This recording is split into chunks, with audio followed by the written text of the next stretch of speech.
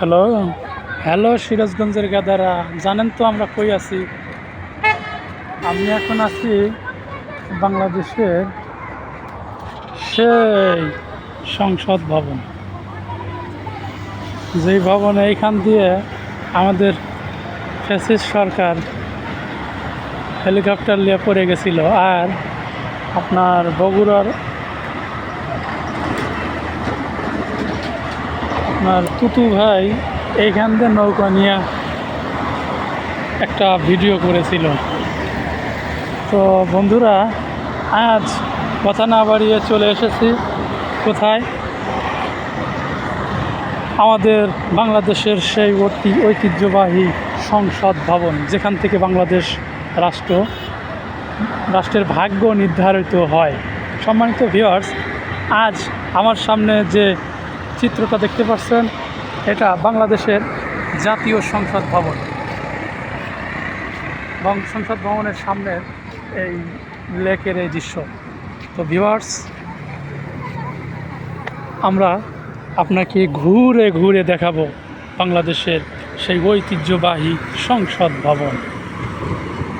তো ভিউয়ার্স, আমি মোহাম্মদ আব্দুর রাকিব আপনাদেরকে সাথে নিয়ে ঘুরে ঘুরে ঘুরে ঘুরে দেখাবো বাংলাদেশের সেই ঐতিহ্যবাহী সংসদ ভবন, যেখান থেকেই বাংলাদেশের ভাগ্য নির্ধারিত হয়।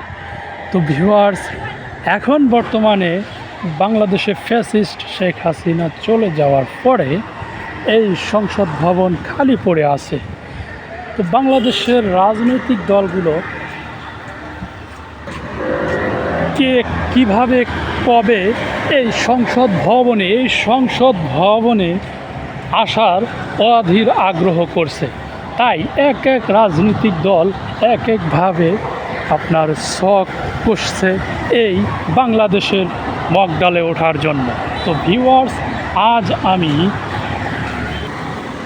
এই বাংলাদেশের প্রাণকেন্দ্র ঘুরে ঘুরে দেখাতে মোহাম্মদ আব্দুর রাকিব আমি সাথে আছি। তো ভিউয়ার্স, চলুন শুরু করা যাক।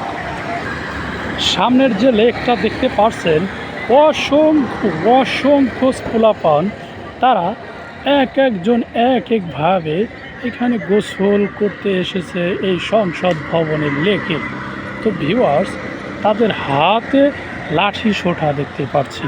তারা হয়তো বা কোনো গ্যাঞ্জাম পাকাতে এইখানে সমবেত হয়েছে। তারা মারামারি করছে।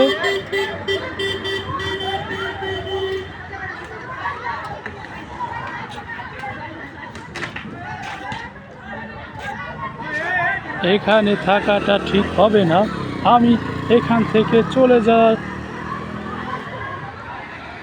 আপনারা দেখতে পারলেন কিছু বখাটে ছেলে পোলাপান, তারা এক এক ব্যক্তি তাদের আধিপত্য বিস্তার করার জন্য এখানে লড়াই লৌড়ধাপ পারছে।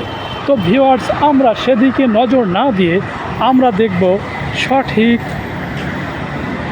ও প্রাকৃতিক দর্শন, সুন্দর পৃথিবীকে।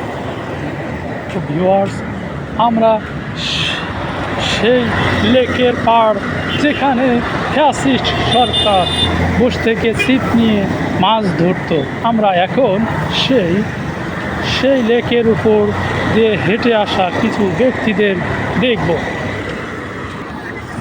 আপনাদেরকে দেখাতে নিয়ে আসলাম সেই ঘাট, যেখানে অসংখ্য মানুষ স্নান ছাড়ছে। এই সুন্দর পরিবেশটা দেখতে কার না ভালো লাগে? কে কবে কোথায় দেখেছেন একটু কমেন্টে জানিয়েবেন। আমরা সেই লেকের উপর, সেই ব্রিজের উপর দিয়ে আমরা যাচ্ছি। সেখানে অসংখ্য মানুষ লাফঝাপ দৌড়ঝাঁপ করার জন্য প্রতিষ্ঠা করছে। দেখতে পাচ্ছেন, অসংখ্য মানুষ এক একভাবে তাদের কারিশমাটিক দেখাচ্ছে। সম্মানিত ভিউয়ার্স, আমি আপনাদেরকে ঘুরে ঘুরে দেখানোর চেষ্টা করছি বলুন তো আমার সামনে যে প্রত্নতাত্ত্বিক নিদর্শনটা দেখতে পাচ্ছেন সেটা আমার মনে টনে নিয়ে আমি বাড়ি গেলাম। সেটা কি? এই প্রশ্নটা আপনাদেরকে ছুড়ে দিলাম, আমার বলার আগেই আপনাকে বলতে হবে। তো সম্মানিত ভিউয়ার্স, চলুন আমরা ঘুরে ঘুরে দেখাবো। সম্মানিত ভিউয়ার্স, এখানে অসুন্দর মানে অস্বাভাবিক নান্দিত ক্যালিওগ্রাফি, বিসমিল্লাহির রহমানির রহিম, লা ইলাহা ইল্লাল্লাহু মুহাম্মাদুর রাসূলুল্লাহ বিভিন্ন ক্যালিওগ্রাফির মাধ্যমে সাজানো হয়েছে। ভিউয়ার্স, আমরা এখানে উপস্থিত হয়েছি একটা মাজার। সেই মাজারটা হচ্ছে,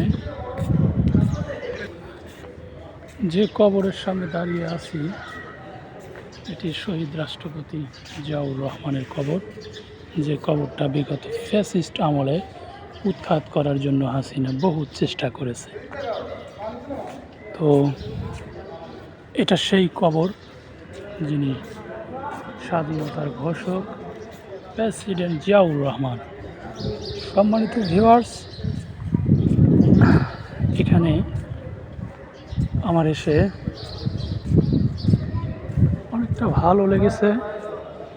তাই আপনারা দয়া করে যারা আছেন এই কবরটা দেখতে পাচ্ছেন তারা সূরা ইখলাস 3 বার পড়ুন, সূরা ফাতিহা পড়ুন এবং দরুদ শরীফ একবার পড়ে এই কবরবাসীকে কিছু সওয়াব বকশিশ করার অনুরোধ রইল। সম্মানিত ভিউয়ার্স, আমরা এখন যাচ্ছি পাশে যে মসজিদ সেই মসজিদে। সম্মানিত ভিউয়ার্স, আমি মোহাম্মদ আব্দুল রাকিব প্রত্নতাত্ত্বিক নিদর্শন নিয়ে ঘুরে ঘুরে আপনাদেরকে দেখাতে চেষ্টা করেছি। আজ ভিডিওটা লম্বা হয়ে যাচ্ছে, তাই এখন এই পর্যন্তই। আবার নতুন একটা ভিডিও নিয়ে আসবো আপনাদের মাঝে, সাথে থাকুন। আল্লাহ হাফেজ, আসসালামু আলাইকুম।